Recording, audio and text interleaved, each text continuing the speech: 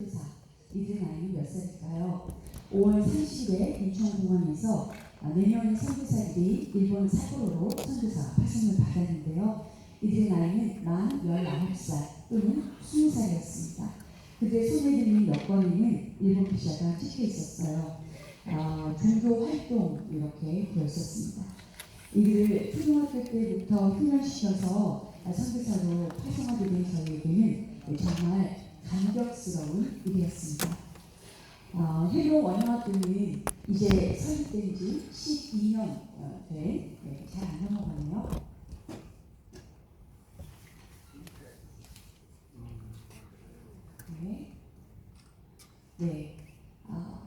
다시요. 12년 된 그런 신생 학교입니다. 그렇기 때문에 아직 열매를 기대하기 좀 이르죠. 여전히 모험에 찬 순종이 있을 뿐입니다. 그런 이야기를 공개적으로 여러분 앞에 하려고 하니까 좀 쑥스럽고 그리고 당황스럽기도 합니다. 그러나 이 자리에선 동기가 뭔가를 이뤄냈어 라고 하는 그런 성취감이나 어떻게 되겠지 라고 하는 막연한 때문은 결코 아닙니다. 그 열정이 짧지만 복음과 기도가 교육의 원형이라고 하는 이 메시지는 하나님의 마음에서 비롯되었다고 하는 믿음, 그 믿음이 기꺼이 이 자리에서 용기를 허락해 주셨습니다. 사실 오늘 특강이라는 주제에 걸맞게 한국 교회의 현실을 또 교육의 현실을 진단하는 강의를 준비했었습니다. 그런데 그 초록을 본 저희 남편이 이렇게 말했습니다. 이런 거 강의할 사람은 많다고요. 저를 이 자리에 부른 것은 헤브론 원어학교를 주님이 이끌어 오신 하나님의 이야기를 듣고 싶은 거라고. 그래서 강의안을 다 뒤집었습니다. 그래서 오늘 강의에 대한 피드백을 저희 남편이 드리도록 하겠습니다. 수미성이라는 참 10주년을 맞은 지난 2007년 마치 성경의 누가가 데오빌로에게 글을 쓴 것처럼 하나님께서 우리에게 지금까지 행하시고 가르치시는 게 무엇인지 되돌아보는 시간을 가졌습니다.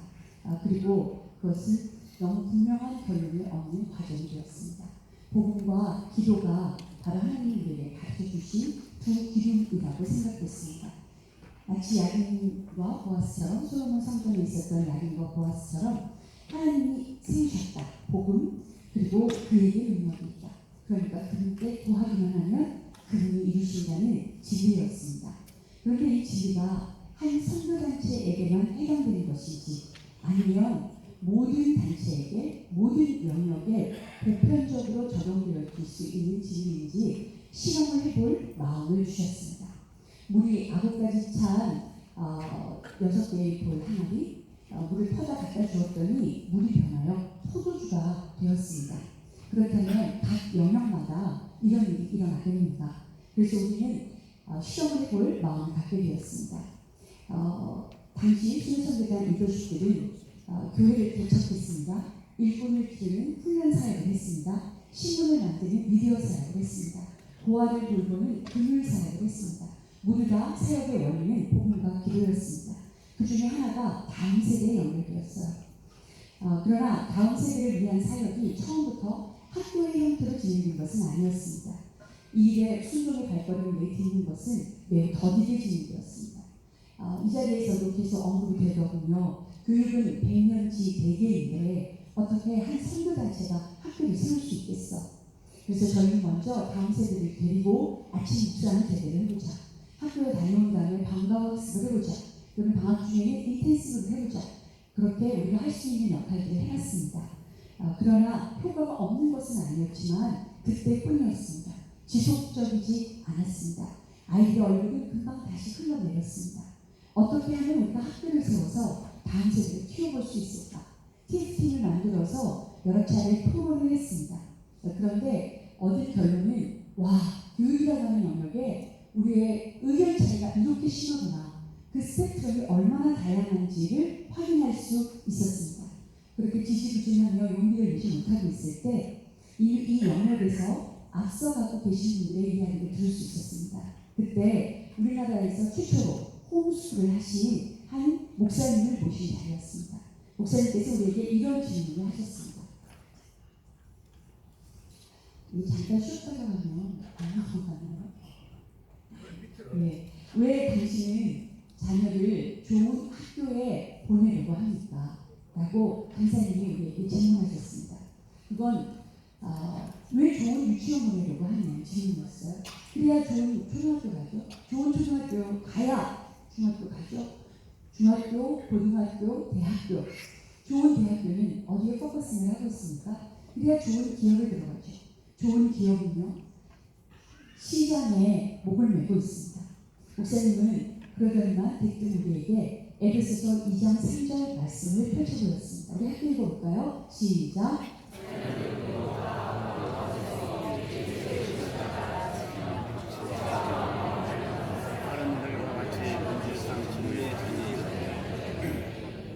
사람의 욕구를 관찰하고 그 욕구를 충족시키는 사람을 만드는 것, 이것이 바로 이 땅의 교육이 추구하는 방향이 아니냐는 것이었습니다. 그리고 부모인 우리를 향해 비수를 꽂듯 말씀하셨습니다. 당신은 당신의 자녀들을 돈과 함께 굴굴 말아서 비속어를 그대로 사용했습니다. 사람의 아가리에다가 쳐 넣은 거라고요. 그리고는 이렇게 얘기한다고 말했습니다. 그러나 우리는 애들을 학교에 보냈어. 그러니까 어떻게 되겠지 뭐 하고 돌아선 비겁한 부모라고 말했습니다. 목사님 하시는 말씀이 논리적으로 틀린 것 같지는 않은데 저는 되게 반감이 들었습니다. 저건 너무 극단적이야. 그런 정서가 생겼습니다. 누군가가 내 목을 잡고 흔드는 것은 결코 유쾌한 경험이 아니었어요. 어쩌면 오늘 제 강의도 그럴 수 있겠다는 생각이 듭니다. 그러나 여러분, 필드는 제 남편이 봤습니다. 이 목사님의 도전에 대해서 저희 공동체의 반응은 즉각적이었어요. 부모님들의 필드는 단호했습니다. 학교를 계속 다니겠다고 하는 아이들, 그러나 그 인본주의 교육에서 아이를 꺼내오겠다고 하는 부모님들 사이에 크고 작은 시간이가 일어났습니다. 결과는 부모님들이 앞서 있어요. 하나 둘씩 학교를 그만둔 아이들이 흘러내리는 얼굴로 공동체 안을 서성거리기 시작했습니다. 더 이상 믿음의 결단을 뒤로 미룰 수가 없었고요. 그래서 우리는 하드웨어를, 소프트웨어를 준비하기로 했습니다. 그 일을 결단한 지 얼마 지나지 않아서 충남 서산에 있는 한 폐교 부지를 소개받게 되었습니다. 오랫동안 쓰지 않던 곳이라서 이 밑에 있는 거 누른 거 맞죠? 예, 근데 안 넘어가요. 그냥 강의를 흐름을 따라서 그냥 그쪽에서 넘겨주시겠어요? 이게 작동이 안 돼요. 네. 오랫동안 쓰지 않던 곳이라서 곰팡이가 가득했습니다. 한파와 꽁꽁 언 땅에서 새로운 학교를 시작해야 한다는 것도 문제였지만 임대는 안 되고 매매만 해야 한다는 손주의 방침도 문제가 됐습니다. 저희 공동체는 무손으로 원칙으로 살고 있었기 때문입니다. 저희 공동체가 이 부지를 살 것인가 말 것인가를 최종 결정해야 했던 마침 저희 학교 이사장님의 묵상 본문이 창세기 23장이었습니다. 넘겨주세요. 네, 은 400세겔의 대가를 지불하고 막벨라 굴을 사는 아브라함이 거기에 있었습니다. 430년 후에야 후손들이 차지할 땅이 되는데 아브라함은 대가를 지불하고 막벨라 굴을 삽니다. 바로 이 땅을 지표석으로 삼는 것이죠. 가나안 땅을 소유할 것이라고 하는 믿음의 표시였습니다. 저희도 이 땅을 대가로 지불하고 다음 세대를 위한 믿음의 지표석을 세우라는 마음을 받았습니다. 다음 세대는 결코 빼앗길 수 없는 주님의 소유라는 믿음의 지표석이었습니다. 여호수아 14장에도 헤브론 이야기가 나옵니다. 철병거를 든 아낙자스의 땅 헤브론을 갈렙이 요구합니다. 여호수아에게 이 땅은 한맺힌 땅이었거든요. 이 땅에 대한 해석이 달라서 동포들이 다 광야에서 죽었어요. 그러니까 이 헤브론을 취하지 않는 이상 가나안은 아직 이스라엘의 소유라고 말할 수 없는 거였습니다. 그러므로 이 땅은 승리의 땅이었습니다. 우리는 세상의 헛된 문화에 질질 끌려다니는 다음 세대가 아니라 진리로 싸워서 승리하는 다음 세대를 믿음으로 바라봤습니다. 사무엘하 2장에는 사울 왕이 죽은 다음 왕 위에 오르는 다윗의 이야기가 나옵니다. 다윗이 죽죠? 올라갈까요? 올라가라. 어디로 올라갈까요? 헤브론으로 올라가라. 다윗은 그저 유다 지파와 베냐민 지파 이 두 지파의 왕되기 위하여 헤브론에 올라간 게 아닙니다. 그는 이미 통일 이스라엘 왕국의 기름 부으심을 받은 왕이었어요. 그러니까 헤브론은 그에게 있어서의 전초 기지였습니다. 아브라함, 갈렙, 다윗 그들의 공통점은 모두 끝이 아는 사람들이었습니다. 완성을 위해서 자기 자신을 드린 사람들. 그렇다면 헤브론에 올라오는 아이들에게도 바라봐야 할 끝이 있었을까요? 분명했습니다. 그것은 선교 완성이었습니다. 누가 선교 완성을 간절히 갈망할까? 바로 초대교회와 같은 사람들이라고 보았습니다. 아멘, 주 예수여 어서 오시옵소서. 초대교회 성도들은 그들의 세대에 주님이 오실 거라고 믿었습니다. 이와 같이 우리도 성령님을 전적으로 의지해서 복음을 전파하고 그래서 우리 세대에 주님이 오시도록 그 길이 앞다니는 사람들 그런 다음 세대를 기르는 것이 우리의 부르심이라고 여겼습니다. 우리는 이들을 다음 세대 선교사라고 불렀습니다. 그리고 이곳 헤브론은 전초 기지였습니다. 바울이 아시아를 복음하기 위해서 안디옥교회를 전초 기지로 삼고 스페인을 복음하기 위해서 로마를 전초 기지로 삼고자 했던 것처럼 말입니다. 헤브론 원형학교를 전초 기지로 삼고 열방으로 나아갈 다음 세대. 그들은 나중에 커서 선교사가 될 사람들이 아닙니다. 그들은 지금 선교사입니다. 초등학생에게는 초등학생 선교사가 필요하고요. 중학교에는 중학교 선교사가 필요합니다. 저희는 이 세대를 복음과 기도로 양성해서 선교 완성을 준비하라는 말씀에 부르심을 받았습니다. 다윗, 갈렙, 아브라함 이런 사람들을 헤브론 원형학교에 동문으로 모시니까 시작도 하기 전에 우리 학교는 명문학교라고 하는 믿음이 충만했습니다. 학교의 이름은 진작에 지어져 있어요. 오늘 제 소개가 브로셔에 헤브론 학교 이렇게 되어 있는데 그것은 정확한 명칭이 아닙니다. 저희 학교 이름은 헤브론 원형학교입니다. 제도권 교육에 대한 대안으로서의 교육이 아니라 교육의 원형, 곧 예수님이 하시고 싶으셨던 바로 그 교육을 하고 싶은 바람이 있었습니다. 상당히 부담스러운 이름이지만 동시에 전혀 부담스럽지 않은 이름이기도 합니다. 원형이란 원래 다양한 모습으로 바뀌기 이전에 단순한 모습, 본디의 꼴이라는 뜻을 갖고 있습니다. 교육의 원형이란 하나님의 형상을 쏙 빼닮은 아이를 만드는 교육을 말합니다. 그러니까 부담스럽죠? 하지만 원형에는 독창적이라는 뜻이 있어요. 이 길이 맞는 길일까? 우리 잘 가고 있을까? 수도 없이 많은 질문을 해왔고 지금도 질문하고 있습니다. 그런데 원형이란 이 세상에 존재했던 그 누군가의 길을 따라가는 게 아니에요. 무엇을 하든 처음 되는 것입니다. 독창적일 수밖에요. 기독교 대안학교를 따라가는 것도 아니고요. 제도권 교육을 따라가는 것도 아닙니다. 그러니까 당연히 주님께 달라붙어 있을 수밖에 없었습니다. 예수님 따라가는 교육을 할 수밖에 없었으니까요. 그래서 저희는 정말로 다음 세대가 복음과 기도면 정말 교육이 되는 걸까?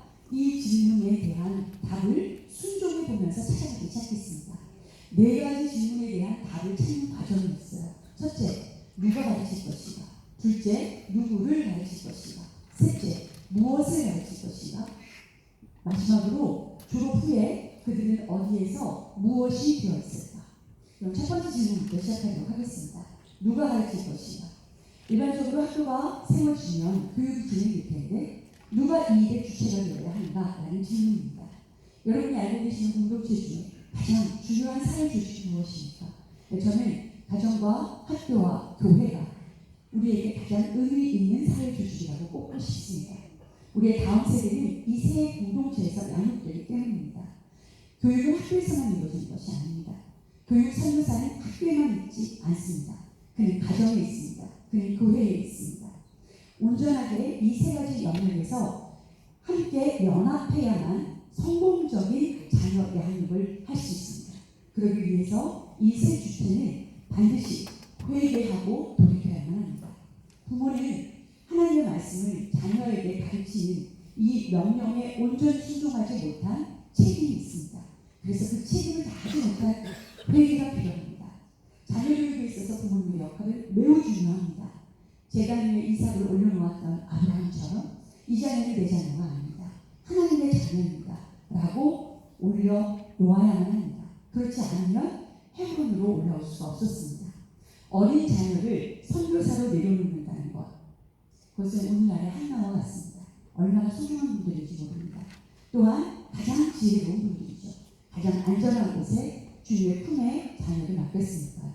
그래서 저희 학교는 학부모를 책임 교사라고 부릅니다. 학교의 교사 역시 회개하고 돌이켰습니다. 세상의 가치를 하나님 나라의 가치와 함께 섞어버렸어요. 그래서 세상에서 성공하는 것이 하나님께 영광을 돌리는 것이라는 말로 혼돈을 주게 한 것, 이것이 바로 우리가 회개해야 하는 것입니다. 그래서 저희 학교 교사들은 반드시 예수님의 제자여야만 합니다. 자기에게 실제되지 않은 내용을 다음 세대에게 양육할 수는 없기 때문입니다. 선교사를 양성하는 학교의 교사는 선교사 이하의 삶을 살 수는 없잖아요. 그래서 조금 충격적으로 들릴 수 있으시겠지만 저희 학교 교사가 되려면 급여가 없는 것은 물론인데요. 관리비와 식비를 본인이 학교에 내는 조건으로 저희는 채용을 합니다. 그런 교육선교사들이 현재 50여 명이 함께 살고 있습니다. 교육에 있어서 또한 중요한 일은 바로 교육의 목회자인데요. 교회의 목회자인데요. 다음 세대를 교육하기 위해서 교회와의 협력은 필연적입니다. 우리 학교 아이들은 주말이면 교회에 돌아가서 그곳을 사역지로 삼아서 함께 사역합니다. 또한 그분들의 파송을 통해서 연락으로 파송됩니다. 이렇게 교회와 교사 그리고 부모님이 함께 섬기는 학생, 과연 그들은 어떤 존재일까요? 두 번째 질문입니다. 누구를 가르칠 것인가? 헤브론 원어학교는 다음 세대가 다음 세대에게 복음을 전하기 위해서 다음 세대 선교사를 부르시는 학교, 이분 학교라고 말씀드렸습니다. 그런데 그들이 복음을 전달하기 위해서는 자기 자신이 복음의 대상임을 철저히 깨달아야 합니다. 내가 곧 죄된 존재라는 것을 확인해야만 합니다. 메시지가 되지 않고는 생명을 전달할 수 없기 때문입니다. 처음 선교사로 부르심이 있는 아이들을 저희는 4학년부터 뽑습니다. 그런데 초등학교 4학년의 헌신을 얼마나 신뢰할 수 있을까요? 그들의 고백은 진짜일까요? 첫 해에 입학 면접을 하던 날입니다. 앉은 키가 너무 작아서 이 아이는 탁자리로 얼굴 밖에 보이지 않았어요. 그런 아이가 제 앞에 앉아 있었습니다. 제가 이 아이에게 이렇게 질문했어요. 만약 헤브론 원어학교가 자매님을 떨어뜨린다면 우리 학교가 받을 불이익은 뭡니까? 이렇게 물었어요. 그랬더니 얘가 고개를 단뜻 이렇게 생각을 하더니 이렇게 대답을 했습니다. 그러면 준비된 선교사를 한 명 잃어버리는 거예요. 깜짝 놀랐습니다. 초등학교 4학년인데 그때 알게 됐어요. 부르심은 나이에 지장받지 않는다는 것이죠. 100년 전 학생 자원운동을 통해서 우리나라에 온 수많은 선교사들 70%가량이 10대에 부르심을 받은 사람들이라고 합니다. 준비된 선교사, 무엇이 준비되면 선교사는 준비된 거죠? 어린 시절부터 이들의 학부모들은 그리고 이 아이들은 무엇에 집중했을까요? 헤브론 원어학교는 부르심을 가장 소중하게 여깁니다. 내가 좋아서 입학하는 학교, 좋죠. 내가 배울 게 있는 학교, 네, 의미 있습니다. 그러나 그것보다 더 소중한 가치는 하나님의 부르심입니다. 그 부르심에 순종하여 입학하는 학교가 저희 학교인데요. 그래서 제일 중요한 가치가 순종입니다. 순종의 걸음은 출발부터 마지막까지 일관되게 진행이 됩니다. 그래서 마침내 헤브론에서 꿈꾸는 인재상은 순종의 전문가입니다. 우리는 전문성과 스펙을 요구하는 시대를 살아가고 있습니다. 저마다 전문성이 없으면 죽음이라고 생각합니다. 그러나 저는 그리스도인으로서 가장 갖춰야 될 전문성이 순종이라고 생각합니다. 순종은 전문성입니다. 하나님이 창조주이시고 그리고 그분이 오늘도 통치하시는 역사의 주권자라는 것이 실제라면 그분에게 순종하는 것이야말로 가장 완전하고 안전한 조치입니다. 에덴 동산에서 주님이 아담과 하와에게 기대했던 유일한 미덕은 순종이었다고 앤드류 머리 목사님은 순종이라는 책에서 말하고 있습니다. 그 안에 겸손해라, 충성해라, 사랑해라, 믿어라 다 포함되어 있습니다. 그러나 오직 한 가지 순종만을 요구하셨습니다. 난 언제든지 마음만 먹으면 순종할 수 있어. 내가 지금 당장 마음을 안 먹어서 그렇지. 이렇게 얘기하는 사람은 순종을 모르는 사람입니다. 예수님은 하나님이신데도 불구하고 고난으로 순종을 배우셨습니다. 그래서 순종이 전문성이 되기 위해서는 만만치 않은 훈련 과정을 거쳐야만 전문성이 됩니다. 이 순종의 전문가를 기르는 것이 저희의 제사입니다. 세 번째 질문으로 넘어가겠습니다. 무엇을 가르칠 것인가? 달리 말한다면 헤브론 언어학교에서는 무엇을 배울 수 있을까요? 말씀과 기록, 즉 복음과 기록을 배우겠죠? 어떻게 배울 수 있을까요? 저는 이 세 번째 질문에 답하기 전에 교육의 목적이 무엇인지를 생각해 보고 싶습니다. 저희 교육을 이렇게 정의했습니다. 교육은 잃어버린 자녀의 존재를 회복시켜서 당신과 화해시키기 위한 하나님의 구속 계획이다. 그러면 이런 반문이 가능하지 않겠습니까? 그건 목회의 목적이죠. 그게 어떻게 교육의 목적입니까? 저는 교육의 목적과 목회의 목적이 결코 다르지 않다고 믿습니다. 교육을 통해 우리는 어떤 효과를 기대합니까? 변화죠. 변화하지 않는다면 유치원, 중학교, 초등학교, 대학교 끊임없이 왜 아이들을 가르치겠습니까? 배워도 변화되지 않는다면 교육의 효과가 없는 거죠. 그런데 여러분, 어떤 변화가 진정한 변화입니까? 조건이 바뀌는 것, 상황이 바뀌는 것, 그게 변화입니까? 아닙니다. 그건 진정한 변화가 아닙니다. 전신, 마음의 중심이 바뀌지 않는 변화가 아닙니다. 존재가 변하지 않는 변화가 아닙니다. 생명이 변하지 않는 변화가 아닙니다. 하나님의 형상으로 회복되는 진정한 변화예요. 그럼 그 교육은 당연히 가장 우선하여 아이들을 죄로부터 구원해야 합니다. 죄가 생명에 들어온 자아로부터 해방시켜야 합니다. 이 자아의 배후에서 왕노릇하는 사단으로부터 구원해야 합니다. 그래서 하나님과 단절된 관계가 회복되어야만 합니다.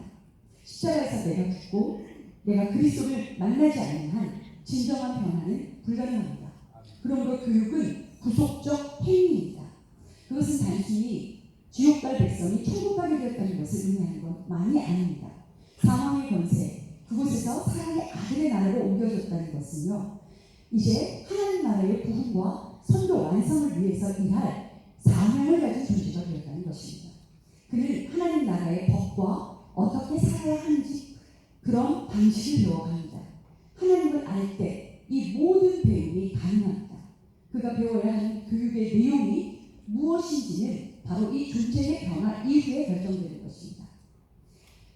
무엇을 배우면 학생들이 날마다의 삶에서 죄로부터 승리하여 의에 이르게 될까요? 교육을 통해 얻게 되는 가장 고상한 교육적 성취는 무엇일까요? 네, 존재가 바뀌는 겁니다. 존재가 바뀌면 교육의 목적이 바뀝니다. 여러분, 제가 여러분에게 선생님 과거가 어떻게 되세요? 이렇게 물어보면 뭐라고 대답하시겠습니까? 우리의 과거요? 예수 그리스도와 함께 연합된 우리에게 예수 그리스도가 죽은 것이 우리의 과거입니다. 주님과 함께 내가 죽은 것이 저의 과거입니다. 주님이 죽으실 때 저도 함께 죽은 것입니다. 그런 우리에게 당신의 미래는 무엇입니까? 라고 묻는다면 예수 그리스도가 곧 오시는 것이 우리의 미래입니다. 그렇기 때문에 우리는 오늘 그분 안에서, 그분이 내 안에서 살아가는 것입니다. 미래가 두려워서 내일을 위한 투자로 오늘을 살아가는 삶이 아닙니다. 오늘이라고 하는 한 날을 살 때 우리는 하나님 나라의 역사를 만드는 것입니다. 그래서 우리는 히스토리 메이커입니다. 예수 그리스도가 우리의 교육의 내용이요 목적이 되는 것입니다. 사람을 바꾸는 힘은 사람에게 있지 않습니다. 오직 복음의 능력만이 할 수 있습니다. 그러므로 하나님과 화해를 이루게 되면 곧 임마누엘 하신 하나님께서 우리의 자녀들의 삶을 친히 인도하실 것입니다. 하나님을 경외하고 이웃을 사랑하고 진리를 위해 싸우는 예수 그리스도의 사랑. 그렇게 우리가 다음 세대를 기르는 것은 정보를 전달하고 세상의 지식으로 채우는 것과 차원이 다른 것입니다. 산업사회의 역군으로 준비시키는 것 이상입니다. 단순히 구체적으로 이제 여러분이 저에게 질문이 생길 겁니다. 그럴까요? 그래서 여러분은 당신의 학교에서는 어떻게 교육합니까? 무엇을 가르칠 것인가? 저희는 성경을 교과서로 채택했습니다. 성경을 교과서로 채택했다는 것은 선언적인 의미입니다. 성경 이외의 것을 진리로 여기지 않겠다는 거예요. 물론 성경이 진리의 모든 면면을 기록하고 있지 않습니다. 미토콘드리아 얘기도 안 나오고요. 악보 보는 것도 AI, 코딩 이런 거 없어요. 화학방정식, 수학공식 없어요. 그러나 어떤 정보나 지식이 정말 진리를 말하는 것이라면 그것은 결코 성경 밖의 것이라고 말할 수가 없습니다. 그래서 교사는 모든 과목을 가르칠 때 성경 말씀이 자신이 가르치려고 하는 교과 과정에 어떻게 펼쳐지고 있는지를 깊이 성찰하고 묵상하고 가르쳐야만 합니다. 과학 시간은 하나님의 솜씨를 경탄하는 시간입니다. 히브리어 시간은 하나님의 마음을 아는 시간입니다. 세계관 시간은 성경적 세계관이 얼마나 완전한지를 가슴 뛰며 배우는 시간입니다. 역사 시간은 하나님께서 한 인생의 주관자일 뿐만 아니라 민족과 나라의 통치자임을 배우는 시간입니다. 체육 시간 물구나무를 서면서 지쳐 계신 예수 그리스도를 묵상합니다. 100m를 달리면서 십자가의 길, 그 좁은 길을 묵상합니다. 성경적 세계관을 기초로 모든 과목을 가르치는 것입니다. 그러나 이것은 결코 만만한 일이 아닙니다. 현재 헤브론 원형학교에서 교육 선교사로 섬기는 우리 중에 누구도 그런 교육을 받아본 적이 없습니다. 우리는 모두 제도권에서 인본주의 교육을 받고 자랐습니다. 물론 우리는 학교에서 하나님은 안 계셔, 하나님은 죽었어, 신은 없어 라는 내용을 배운 적은 없습니다. 그러나 우리는 하나님 학자를 배우지도 않았는데도 불구하고 우리가 인생에 성공할 것이라고 배웠습니다. 하나님 학자를 배우지 않았지만 우리는 행복하게 살 수 있다고 배웠습니다. 결국 인간이 인류의 유일한 소망이라고 배웠습니다. 하나님을 배제한 채 인간이 인간을 구원하기 위해 끊임없는 자아 실현의 욕구 앞에 달려왔습니다. 엘리트가 되는 것이 최고의 가치였습니다. 오늘날 인본주의자들이 말하는 것처럼 어리석음은 결코 용납될 수 없는 죄였습니다. 어떻게 해서든지 절망스러운 상황을 맞닥뜨리지 않도록, 기가 죽지 않도록 다음 세대를 세우는 것, 그것이 행복이라고 여겼고 그렇게 애들을 길렀습니다. 그러나 성경은 무엇을 말합니까? 성경은 자아 실현이 아니라 자기 부인을 말합니다. 마음의 사형 선고를 받아야 한다고 말합니다. 절망이 소망이라고 말합니다. 그렇기 때문에 이런 요구가 교육선교사의 우리에게 매우 낯설었습니다. 저희의 긴장점이 바로 여기에 있는 것입니다. 한 번도 가지 않은 데 가는데 우리더러 선생이라고 애들이 부르는 거예요. 그래서 그 말을 듣는 교사도 우리 학생들도 반드시 필요한 것이 있는데 서로를 바라보는 관점입니다. 서로를 보는 관점이 보이는 실제를 보는 것이 아니라 서로를 보이지 않는 실제, 곧 하나님이 약속하신 말씀을 보는 서로를 원형으로 바라보는 절대 믿음이 필요합니다. 그래서 저희는 저희의 교육 철학을 이렇게 정리했습니다. 우리의 형이상학은 아이들을 원형으로 보는 겁니다. 우리 아이들은 거룩한 생활표를 입지 않았습니다. 세상의 아이들입니다. 그러나 실제 그걸 보는 게 아니라 아이를 원형으로 보는 거예요. 근데 보이지 않아요. 그래서 오직 믿음으로 봅니다. 이것이 우리의 인신론입니다. 그리고 최고의 가치는 순종입니다. 사실 저희 학교의 모든 과정이 절대 믿음이 필요한 과정이었습니다. 헤브론 원형학교의 핵심 커리큘럼에 복음과 기도가 자리매김하기까지 과정은 만만치가 않았습니다. 개교 때부터 지금까지 저희 복음과 기도로 집중 영성 훈련 학교를 하고 있습니다. 첫 6개월 동안 아이들은 정말 복음 앞에 행복한 시간을 가져요. 그런데 어느 정도 시간이 흐른 다음에 아이들이 사춘기가 났습니다. 그때부터 이 아이들을 순종의 전문성을 기르는 일로 씨름을 한다는 것은 만만한 일이 아닙니다. 다시 커리큘럼으로 돌아갈게요. 앞에서 말씀드렸듯이 저희는 국어를 성경으로 공부합니다. 그리고 패트릭 존 스미스의 세계 기도 정보를 가지고 사회 교과서를 만들었습니다. 또 세계 기독교 세계관으로 만들어진 SOT 교재를 가지고 영어를 공부하고요. 미술도 복음과 미술, 수학은 쓰임받는 수학, 과학은 하나님을 발견하는 과학, 그리고 히브리어와 헬라어를 배우는 성경 언어 등등 그런 커리큘럼을 구축해 갔습니다. 이 정도 하면 됐다고 생각이 들었어요. 그런데 알 수 없는 일이 생겼어요. 아이들이 처음 학교 들어올 때처럼 다시 얼굴이 흘러내리는 거예요. 너무너무 당황이 됐어요. 무슨 일이 일어났지? 왜 아이들의 기쁨이 사라졌지? 그래서 저희는 주말마다 교사들이 모여서 토론하고 기도하기를 거듭했습니다. 그때 주님이 마음에 이런 도전을 주셨어요. 학교 다워주려는 노력을 멈추고 교육의 구색을 갖추려고 하는 노력을 멈추고 교과 과정을 전면 수정하라고요. 저희가 구색 갖추기를 했다고요? 부인할 수가 없었습니다. 왜냐하면 학교를 정말 아무것도 모르는 우리가 학교를 시작했잖아요. 아까 그림에서 봤던 것처럼 저렇게 공판이 가득한 학교에서요. 그런데 조금씩 학교 다와주기 시작하는데 한 가지 학교 종이 아직 없었어요. 학교는 당연히 학교 종이 있어야죠. 땡땡 때 학교 종이 없는 거예요. 그래서 알아봤어요. 차이대를. 그래도 너무 비싸요. 그래서 그걸 저희 같은 학교는 세팅할 수가 없더라고요. 그래서 자동차 중고 가게에 가서요. 알루미늄 에코스 휠을 샀어요. 바퀴 알루미늄 휠. 그것을 망치로 때리면요.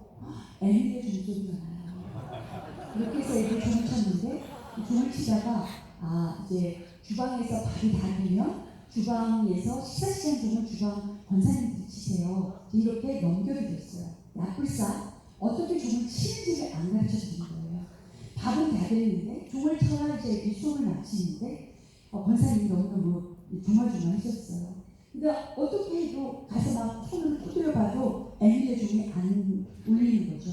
그리고 너무너무 당황을 해가지고 그 휠을요, 줄을 매달아서 밧줄을 매달아서 건물 옆에다 붙여놨는데 이 휠을 완전히 잡아당겨가지고 건물에다가 쳤어요. 건물이 웅탁해졌죠. 그렇게 그랬던 학교에서 드디어 허락이 되어서 저희가 차이대를 이제 다른 거예요. 종소리가 들리는 애들이 우르르 운동장으로 나오고 종소리가 들리는 애들이 학교 교실에 들어가고 그것을 교장실에서 바라보는 저는 너무 뿌듯했습니다. 드디어 학교가 되어가는 거. 커리큘럼도 어느 정도 이제 갖춰가기 시작을 하는 거예요. 그런데 그런 기대감에 들떠 있는데 딱 한 가지 마음에 걸린 것은 아이의 얼굴에서 빛이 사라지는 거예요. 그런 상황에서 주님은 교과를 다 뒤집어 엎으라는 거죠. 하나님의 아는 지식으로 교과를 대가라. 근데 그거는 교과 같지 않은 거예요. 학교 교육 내용 같지 않은 거예요. 이건 교회에서 하는 공부지. 이걸 어떻게 학교에서 가르친다고 그래. 끙끙댔습니다. 결론을 내지 못하던 저에게 주님은 우리의 부르심은 더 좋은 교육이 아니야. 더 나은 교육이 아니야. 너의 부르심에 순종해. 라면서 이 말씀을 주셨어요. 함께 읽어볼까요? 시작.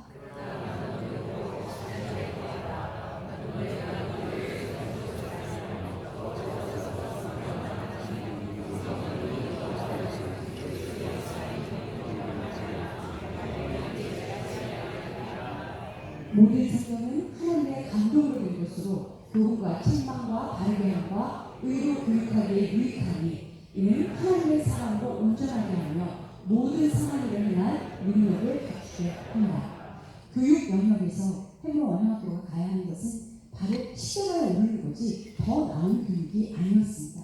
이에 수정해서 저희는 모든 교과 과정을 전면 수정했습니다.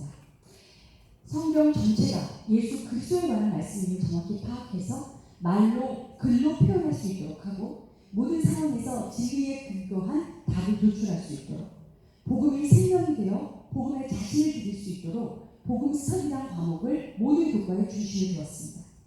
그리고 복음을 전하는 데 필요한 모든 말씀을 암송하도록 했습니다. 필요하면 저희는 에베소서와 로마서는 다 통으로 암송합니다. 예수 그리스도를 중심으로 성경을 읽는 성경 통독, 또 아예 고학년이 되면 성경을 손에서 놓지 않겠다 이런 모토로 집중 성경 훈련 학교를 합니다. 전 세계의 240여 개의 나라를 매일 훈련하시 기도하는 세계 기도 정보 일체를 가지고 기도하는 기도 2439가 저희의 3일 수업입니다.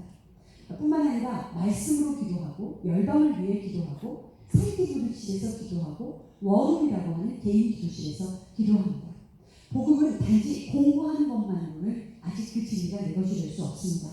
에이미 카마이클은 이렇게 말했습니다. 성령이 당신의 생각이 내 생각이 될 때까지 내 안에서